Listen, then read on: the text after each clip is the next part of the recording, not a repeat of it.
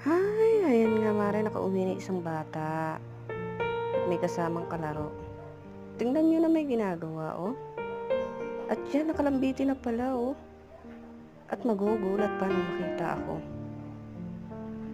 Hay, nako. At eto na nga, umalis na yung mga bata.